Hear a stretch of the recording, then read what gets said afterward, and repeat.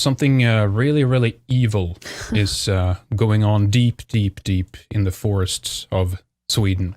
It's an ancient evil that is arising once again, and this time it's back with vengeance.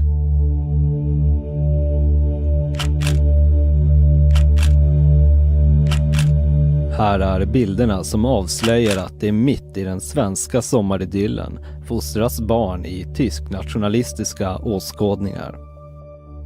Det är högerextrema organisationen Sturmfågels läger för barn och ungdomar i Småland. Efter de strikta morgonrutinerna springer barnen och leker i skogen. Klädseln och frisyrerna är traditionella. Långa kjolar och flätor för flickorna med gröna uniformer och emblem.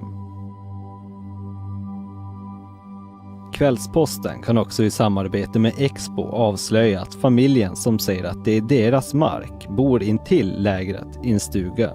Men när Kvällsposten konfronterar familjen förnekar de att det är Sturmfågel som håller läger på markerna. It's about nature.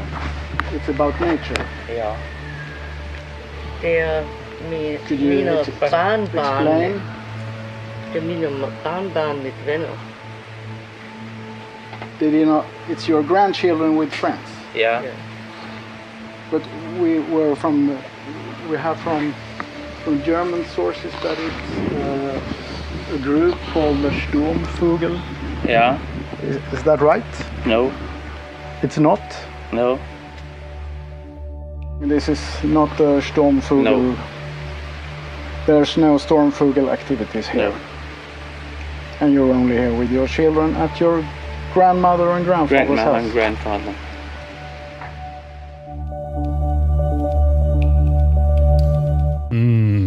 It's a deep, deep evil that's arising.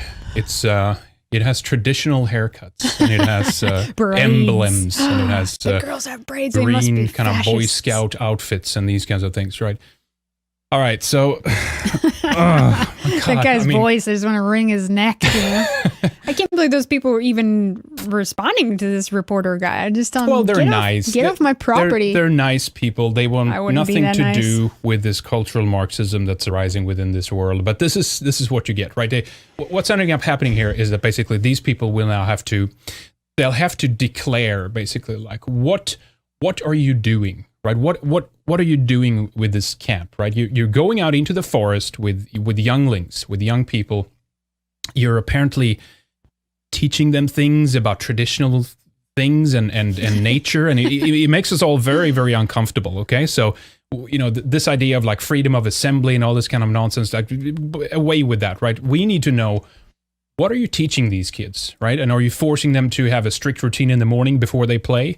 What are they doing? What haircuts do they have, right? What are you doing there in the forest? I mean, this is amazing. I mean, these are really just paranoid, terrified degenerates that are stalking children at a nature camp because they're worried that they're secretly Nazis or might one day grow up and rise up against them. You know, it's like, apparently it's a sin for German kids to just be with other German kids and have these cute little haircuts appreciating their culture. You know, if they're wholesome and innocent and clean cut, they must be Nazis, right? So we must intervene and teach them about dildos and multiculturalism immediately. Well, that's just it, right? If these people are basically turning away from what the modern world has to offer them, that is going to be in itself a problem for the left. I mean, the articles were even detailing this fact that it's like they had blonde hair. Oh my God. And you know, they have traditional hairstyles. You know, like, I mean, what the hell is going on with this? Traditional hairstyles. That's like one of the first lines out of it.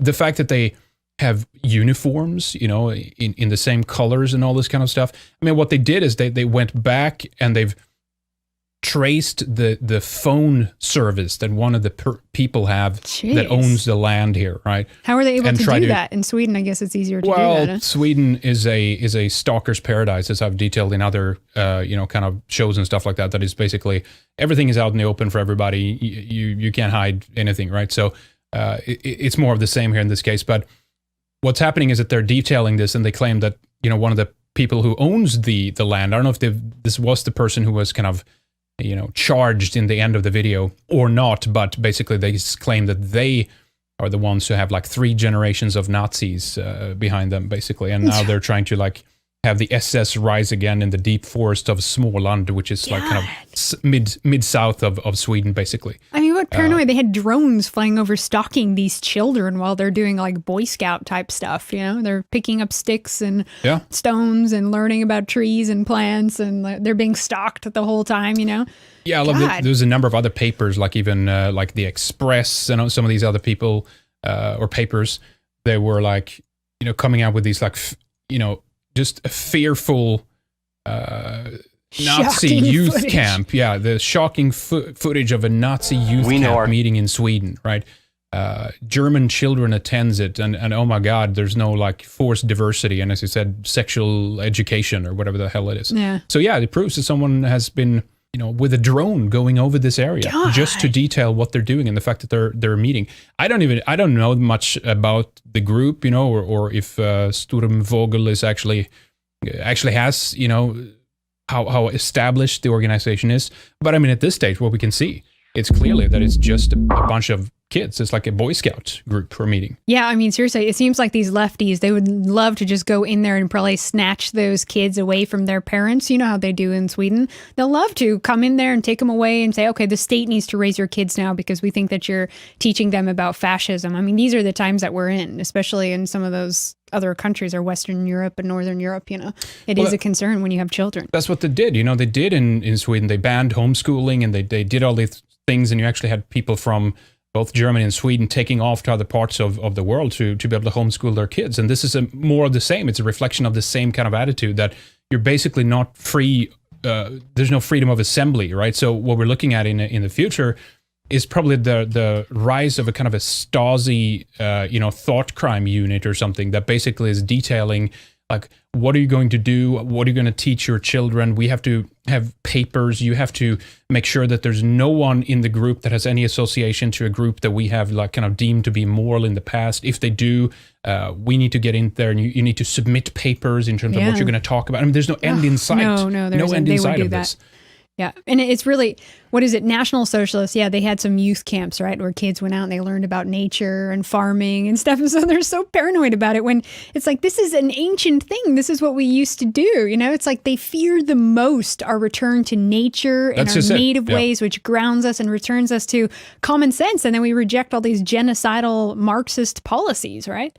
Right. It was, I don't know if there was anybody in this group that had like basically said they didn't believe that the crimes, you know, submitted against Germany was true, or there was exaggerations there, or whatever.